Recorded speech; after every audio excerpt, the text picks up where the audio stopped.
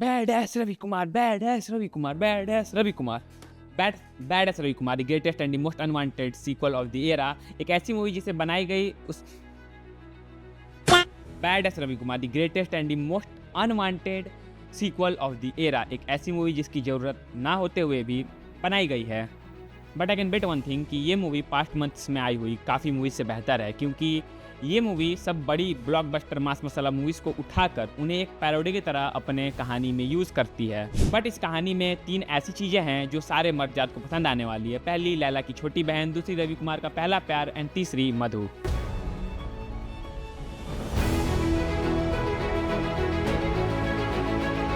इसी के साथ इस कहानी की गलतियां भी हम नहीं निकाल सकते। क्यों? अरे भाई, मूवी स्टार्ट होने के पहले ही इन्होंने कहा है लॉजिक इज ऑप्शनल। एंड अगर मैं इसके लॉजिकल पर व्यू पर कटाक्ष मारूं तो मेरी मूर्खता होगी। आई थिंक हिमेश भाई साहब की पूरी legacy as a fabulous music producer के रूप में सिर्फ एक मीम वर्दी मूवी के कारण खत्म हो गई। एंड इस बात तो भाई उन्होंने बहुत क्रेजी कर दिया। मतलब वो जानते थे पिछली मूवी के बाद उन्हें जितना बैकलेस मिला, जितना उन्हें मीम में यूज़ किया गया, इस बार भाई उन्होंने नेक्स्ट लेवल पे काम किया। मतलब उन चीज़ों को डबल डाउन कर दिया। And for that hats off to Himesh Reshammiya भाई। मूवी के एब्सर्डिटी पर आप हंसते भी हो, गालियाँ भी देते हो, बट जैसे ही मधु स्क्रीन पर आती है ना, आपका चेहरा खिलखिलाने लगता है।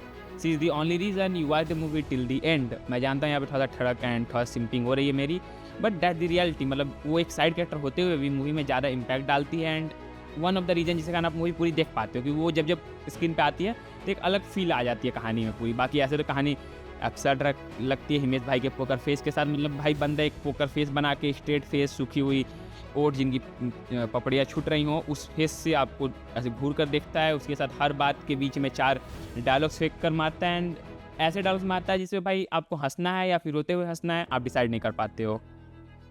लेकिन देखो, एट द एंड मैं डिसअपॉइंटेड नहीं हूँ। बहुत लोग होंगे out there in the YouTube कि भाई वो डिसअपॉइंटेड है इस कहानी से। एंड आई थिंक ये उनकी मूर्खता है, क्योंकि ये मूवी कोई गलती से ख़राब बनाई हुई मूवी नहीं है। ये एक ब्लफ है, एक पैरोडी है, एक इंटेंशनली डेवलप्ड मूवी है जो इंटेंशनली एक मीम वर्दी कहानी बनती है, इंटेंशनली हमें ख़राब चीज़ देती है। एंड वो पहले से ही बता कर रखती है हम तुम्हें क्या देने वाले हैं। एंड अगर तब भी तुम इस मूवी को देखकर डिसअपॉइंट हो, तो इसकी सच्चाई को जानते हुए इसे देखने जाते हो, फिर आगे उसके उन्हीं बुराइयों पे क्रिटिसिज्म करते हो, तो भाई ये तुम्हारी मूर्खता है। क्योंकि ये मूवी पहले ही बोलती है कि मैं तुम्हें यही वाहियात चीज़ें दिखाने वाला हूँ, मैं एब्सर्डिटी दिखाने वाला हूँ तुम्हें, मैं एज अ पैरोडी अपने आप को दिखाने वाला हूँ। एंड तब तुम जाते हो, देखते हो, एंड फिर उसी चीज़ पे तुम क्रिटिसिज्म करते हो एंड उसकी मजाक उड़ाते हो, तो भाई तुम एक्चुअल में एक मजाक बन जाओगे। क्योंकि ये मूवी पहले ही बोल चुकी है कि मैं एक मजाक हूँ, एंड मजाक को मजाक की तरह लो।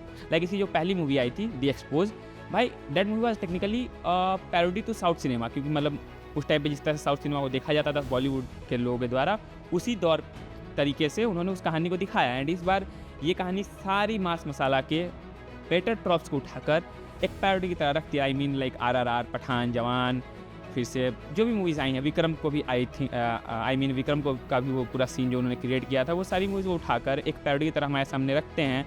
एंड उनका ही मजाक बनाते हैं, हिमेश रेशमी भाई अपना ही मजाक बनाते हैं। एंड ओवरऑल ये मूवी एज अ मजाक ही हमारे सामने आती है। एंड इसलिए मैं डिसअपॉइंटेड नहीं हूँ। एंड एक और रीज़न है कि मैं डिसअपॉइंटेड नहीं हूँ, क्योंकि भाई मूवी लाइक स्काई फोर्स या फिर भूल भुलैया 3 या फिर पृथ्वीराज या फिर साओ, ये मूवी इंटेंशनली ख़राब नहीं बनाई गई थी। ये मूवीज़ गलती से ख़राब बन गई थी। ओवरडोज ऑफ एवरीथिंग ने इस कहानियों को बर्बाद कर दिया। मतलब उनमें पैसा ही बहुत लगा, उनका एटीट्यूड भी बहुत ज़्यादा था। एंड उन्होंने प्रेजेंट किया कि भाई हम बहुत बवाल माल निकाल रहे हैं, बट एट द एंड उन्होंने हक दिया। बट ये मूवी बेसिकली अपने आप को पहले ही से एक पीस ऑफ सीट बताती है एंड वही प्रेजेंट करती है। तो अगर आप जानते हुए भी इससे डिसअपॉइंट होते हो तो आई गेस आपकी गलती है। बाकी अगर आपको भी ऐसे वाहियात सिनेमा का शौक़ है तो आप इस मूवी को जाके थिएटर में देख सकते हो। लेकिन अगर मैं अपनी बात करूं तो मैं आपको रिकमेंड नहीं करूँगा कि आप ये जाकर थिएटर में मूवी देखो, बल्कि जब ये OTT पे आए तो कुछ जुगाड़ लगा के देख लेना। क्योंकि कई बार वाहियात सिनेमा भी मज़े दे देता है अगर हम एक्सपेक्टेशन को पैरों तले कुचल दें। बाकी बी अल्फ़ा, बी क्रिटिक,